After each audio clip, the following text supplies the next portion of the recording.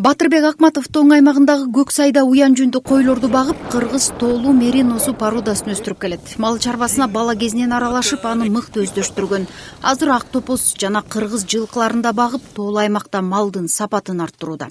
Атайын порода чыгарганбыз. Илимиз институтунун илимпоздору менен кошо. Бул жерде эми 450 баш ушу Кыргызстан мериносу бар. Бул жерде өстүрүп келебиз. Кыргызстанда суроо талап болгон кочкорлорду өндүрөбүз, кочкор беребиз. Анан жылга ушу жүн кыркып алабыз. Ушу кой башына 3,5-4 килодан жүн кыркып, анан ушу Кыргызстан боюнча кыргыз жүн ассоциация түзгөнбүз. Ошо ассоциацияга ошо жүндү өткөрүп, ошол жерде азыр эми иштетүү эрежелери даярдалып атат.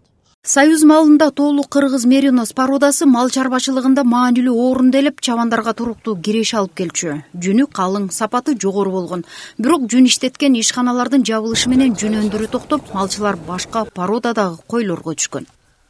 Эми муну көбөйтсөк болот, бирок биринчиден баягы ар кандай шарттары бар да.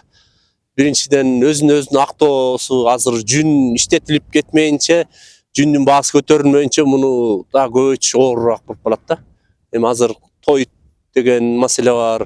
Экинчиси жайыттар эме болуп калат. Анткени жайыттарда дагы тегерегин баары башка породадагы койлор болсо, анан муну башка породаны кармаш оор болуп калат. Зайна Бейшекеева Жетөгүздүн Ак Кочкор айылында 17 жашынан бери уян жүндүү меринос койлорун багып, чабандыкта чоң ийгиликтерге жеткендердин бири. Азыр 350дөн ашык меринос коюн асырап, бул тармакта атагы чыккан чабан.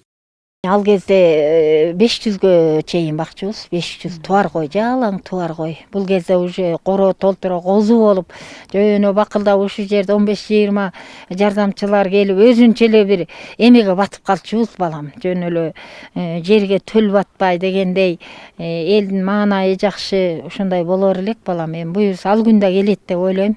Зайна Бейшекеева чабан айым катары меринос койлору боюнча кеп кеңеш сурап келген малчыларга ар дайым жардамын аянбайт. Бирок көпчүлүк малчыларды арашан жана башка породалар көбүрөөк кызыктырып, уян жүндүү ак койлорго көңүл бөлүнбөй жатканы аны кейитип келүүдө.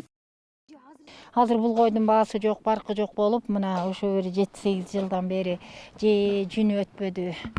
Базарга барса эң арзан мал, ушу кандай байлап алып барсаң дагы, азыр арашан чыгып элдин көбү ошого өтүп атпайбы, эми жаңылануу, эл жаңы жакка ыктап, кичине эмесине ыктап атат. Бирок мен окшогон ушу малга күйүп, ушу ак кой деген малчылар көп. Эгерде Кыргызстанда жүн иштеткен ишканалар ишке кирсе, уян жүндү кыргыз мериносу породасы союз мезгилиндегидей кайрадан суроо талапка ээ болоруна фермерлердин ишеними чоң. Учурда кол өнөрчүлөр бул койдун жүнүнөн сувенирлерди жасап, туризм тармагында да өз ордун тапкан.